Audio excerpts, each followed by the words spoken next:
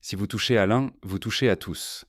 Cette phrase, répétée comme un serment sacré, circule de la Jamaïque aux terres rouges d'Afrique, tissée à même la mémoire douloureuse et fière de la diaspora caribéenne. Derrière ces mots simples, il y a un avertissement, une promesse, un héritage.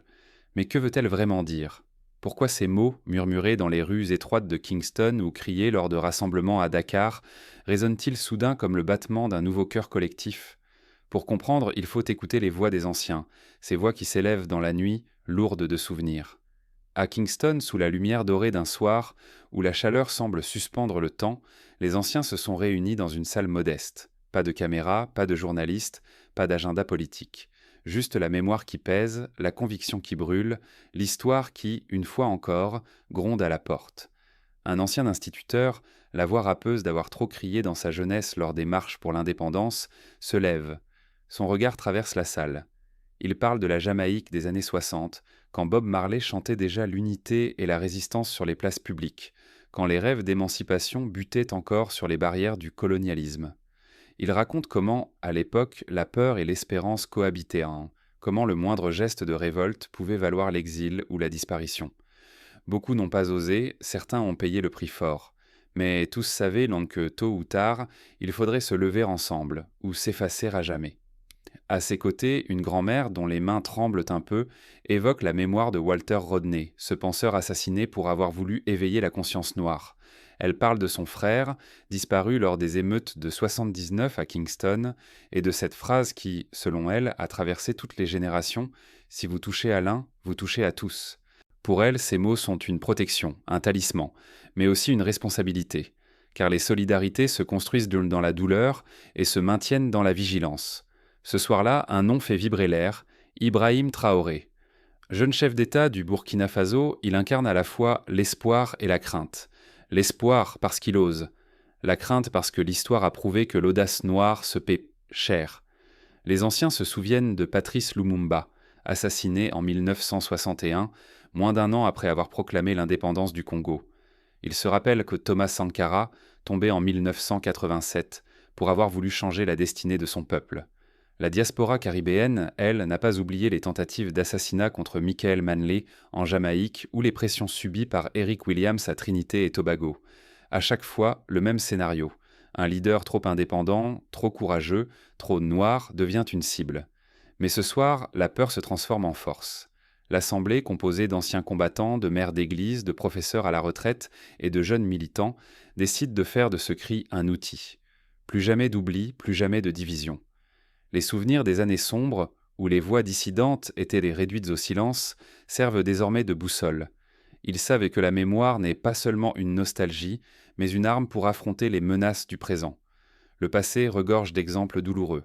En 1948, à Haïti, les grèves des ouvriers agricoles se sont soldées par des arrestations massives. À Trinidad, dans les années 70, le Black Power Movement a été réprimé dans le sang. À chaque fois, la division a servi d'arme aux puissances extérieures. Les oppresseurs savent qu'il suffit de briser la chaîne de solidarité pour faire tomber un peuple tout entier. Mais ce soir à Kingston, une certitude s'impose. La chaîne ne se rompra plus. Dès l'aube suivante, la Jamaïque bruise de rumeurs. Dans les écoles, les églises, les taxis collectifs, le mot d'ordre circule. À la radio, une animatrice cite Marcus Garvey, prophète de l'unité noire. Un peuple sans la connaissance de son passé, de son origine et de sa culture est comme un arbre sans racines. Les réseaux sociaux s'enflamment. Unis pour la dignité devient viral. À Brooklyn, dans les quartiers haïtiens de Montréal, à Londres, la diaspora relaie le message. On organise des veillées dans les églises, des débats dans les universités, des concerts de soutien sur les places publiques. Les drapeaux caribéens et africains flottent côte à côte, un symbole fort qui rappelle les alliances passées, mais aussi les trahisons subies. Pour illustrer la puissance de ce sursaut, prenons un exemple concret.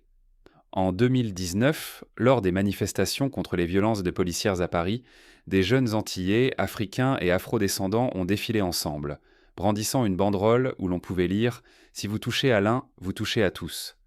Ce slogan, dérivé du cri de Kingston, a permis de fédérer des collectifs jusque-là divisés. Les résultats furent immédiats. Soutien logistique, relais médiatique, aide juridique, l'unité a fait reculer la répression. Ce type d'action, répété dans toutes les diasporas, prouve que la solidarité n'est pas qu'un mot, mais un levier de transformation. Les médias occidentaux, d'abord sceptiques, finissent par s'interroger. Pourquoi cette voix caribéenne, si ferme, si assurée, s'impose-t-elle soudain sur la scène internationale? Les analystes parlent d'un réveil noir. Certains y voient le retour d'un panafricanisme longtemps étouffé par les divisions linguistiques et religieuses. D'autres s'inquiètent. Une telle unité pourrait bouleverser les équilibres géostratégiques, remettre en cause les alliances traditionnelles, fragiliser les intérêts occidentaux en Afrique et dans la Caraïbe. Pour saisir l'ampleur de ce basculement, il faut se rappeler les mouvements de solidarité du passé. En 1994, lors du génocide rwandais, la diaspora africaine s'était mobilisée, mais de façon dispersée, sans relais puissant ni coordination transatlantique. Résultat, peu d'impact sur l'opinion internationale. Aujourd'hui, grâce au réseau numérique, la réaction à Kingston se propage en quelques heures à Port-au-Prince, à Bamako, à Atlanta. Les plateformes comme WhatsApp, Facebook ou Telegram deviennent des outils de mobilisation. On partage des pétitions, on coordonne des actions de soutien, on collecte des fonds pour les familles menacées. La solidarité s'organise à une échelle inédite. Cependant, cette montée en puissance attire aussi le danger. L'histoire regorge de tentatives de récupération ou de manipulation. Les services secrets, étrangers, les multinationales, voire certains gouvernements locaux, cherchent à infiltrer le mouvement, à y semer la discorde, à acheter des leaders. Mais la vigilance des anciens, la mémoire des trahisons passées, sert de pare-feu. On se souvient du sort réservé à Kwame Nkrumah, à Amilcar Cabral, à Steve Biko. On sait que la division est l'arme favorite de l'oppresseur. Pour éviter de tomber dans les pièges du passé, il faut innover. À Kingston, on décide de créer un comité de vigilance composé d'anciens et de jeunes. Ce comité a pour mission de vérifier l'authenticité des informations, de détecter les tentatives d'infiltration, de proposer des stratégies collectives. On organise des ateliers de formation à la cybersécurité, des stages de prise de parole en public, des rencontres intergénérationnelles. Le but, transformer l'émotion en action durable. À titre d'exemple, en 2023, lors du coup d'État au Niger, la diaspora ouest-africaine a su mobiliser en moins de 24 heures des réseaux de soutien à Paris, à New York et à Accra. Cette rapidité d'action, rendue possible par la coordination numérique, a permis d'obtenir des prises de parole inédites à l'ONU et dans les médias. On voit ici que les leçons de Kingston ont été retenues. Face à la menace, l'unité n'attend pas, elle agit. Mais la solidarité ne se limite pas à la politique. Dans les écoles, on introduit des programmes d'histoire panafricaine, où l'on apprend non seulement la traite négrière ou l'esclavage, mais aussi les grandes figures de la résistance. On invite des artistes, des écrivains, des cinéastes à témoigner. On organise des concours de poésie, des festivals de musique afro-caribéenne, des expositions sur les héros oubliés. Chaque initiative culturelle renforce le sentiment d'appartenance, de continuité, de fierté. Dans l'économie aussi, la solidarité prend forme. Des coopératives agricoles, inspirées du modèle de Sankara au Burkina Faso, voient le jour en Jamaïque et à Haïti.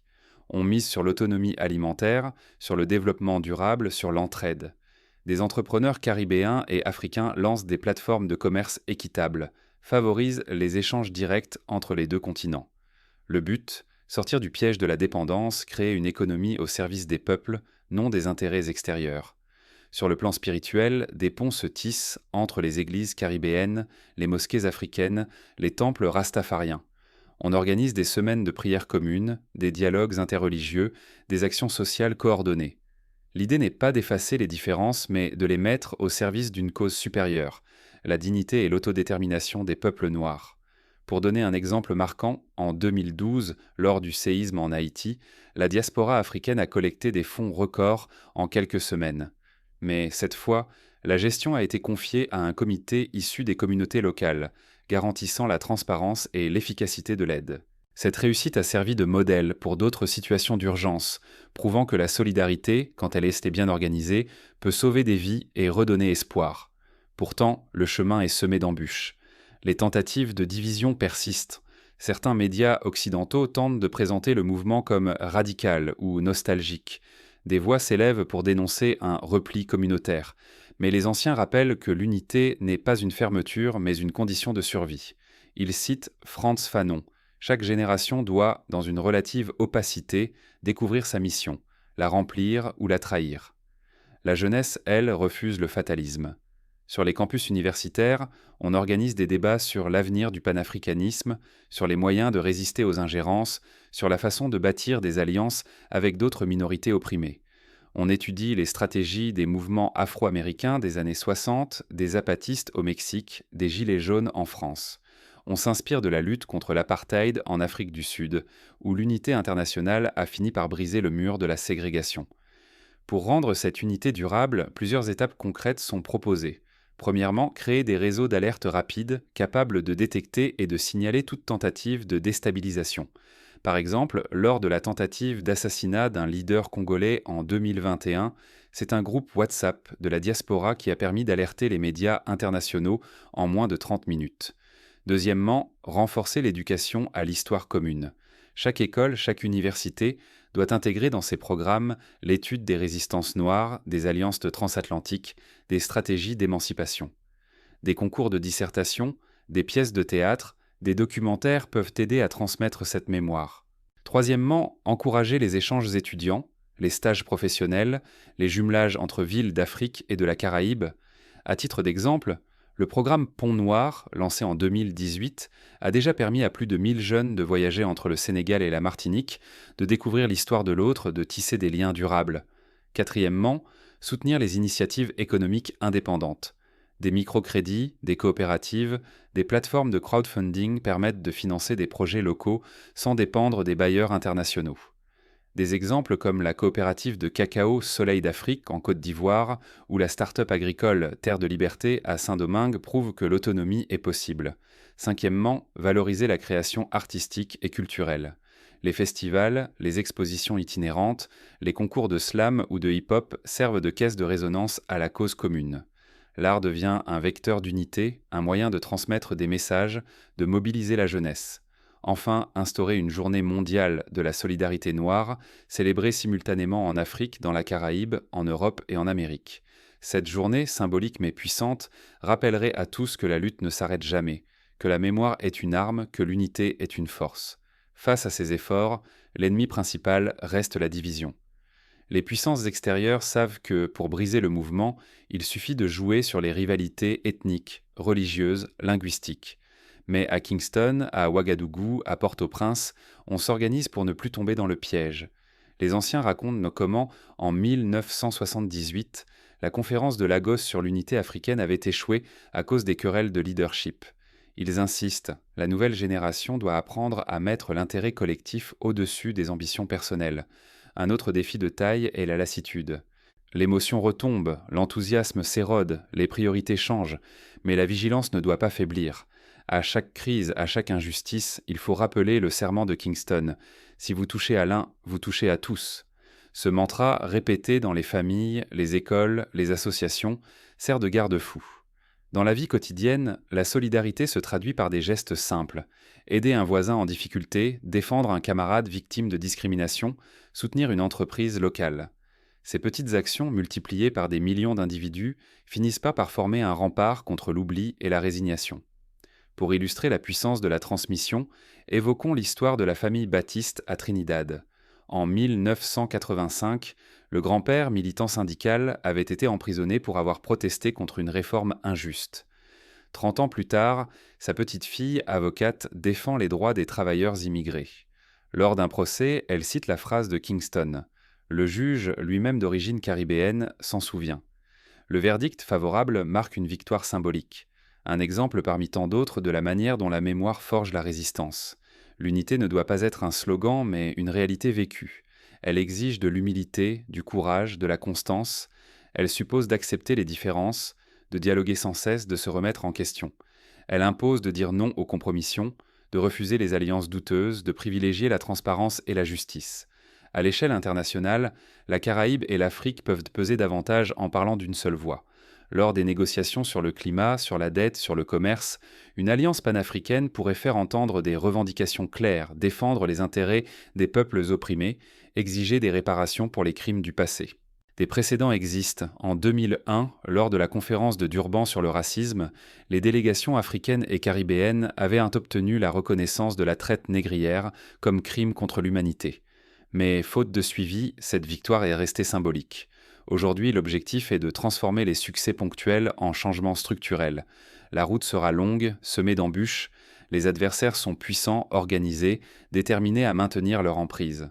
Mais la force de la mémoire, la puissance de la solidarité, la créativité de la jeunesse sont des atouts majeurs. À chaque génération d'inventer ses propres outils, de s'inspirer des luttes passées sans s'y enfermer. Pour que ce moment ne soit pas un simple feu de paille, il faut bâtir des institutions solides. Écoles autonomes, médias indépendants, banques communautaires, tribunaux populaires, il faut former des leaders intègres, capables de résister à la corruption, de rendre des comptes, de servir l'intérêt général. Il faut encourager la participation citoyenne, la prise de parole, l'initiative individuelle. Chaque voix compte, chaque main tendue renforce l'édifice commun. La diaspora caribéenne, forte de millions d'individus dispersés sur tous les continents, peut devenir un levier de changement mondial. Elle dispose de ressources, de talents, de réseaux. Elle peut influencer les politiques, les médias, l'économie. Mais pour cela, elle doit surmonter les vieux réflexes de méfiance, d'isolement, de fatalisme. Elle doit croire en elle-même, en sa capacité à transformer le monde. Ce qui s'est joué ce soir-là à Kingston, c'est bien plus qu'un cri de colère ou un geste de solidarité passager. C'est la naissance d'une conscience nouvelle, d'une volonté partagée de ne plus jamais subir en silence. C'est la promesse que l'histoire ne se répétera pas à l'identique, que les générations à venir auront les outils pour se défendre, pour s'unir, pour créer. Le défi désormais est de maintenir la flamme, de l'alimenter sans relâche. Cela passe par l'éducation, la culture, l'économie, la spiritualité. Cela suppose de bâtir des ponts, de tendre la main, de refuser la peur. Cela exige d'oser, de rêver, d'inventer. Cela impose de regarder le passé en face, sans honte ni regret, pour mieux construire l'avenir. Il ne s'agit pas de nier les différences, mais de les célébrer, de les mettre au service d'une cause commune. Il ne s'agit pas de rêver d'un monde parfait, mais de lutter pour un monde plus juste. Il ne s'agit pas d'attendre des miracles, mais d'agir, chaque jour, à son échelle. La question désormais n'est plus « qui parlera pour nous ?», mais serons-nous capables d'être, ensemble, ce que nous avons toujours espéré devenir ? Le temps de l'attente est révolu. Place à la vigilance, à la détermination, à l'action collective. Les anciens, à Kingston, ont montré la voie. Leur expérience, leur mémoire, leur courage sont des trésors. Mais c'est à la jeunesse, aujourd'hui, de prendre le relais, de poursuivre le combat, d'inventer de nouvelles formes de solidarité. Le monde observe, il attend. À nous de prouver que cette page ne se tournera pas comme les autres. Ce soir, la Jamaïque, la Caraïbe, l'Afrique et toute leur diaspora se sont dressées d'une seule voix. Portée par la mémoire, la douleur et l'espoir, elles refusent de plier.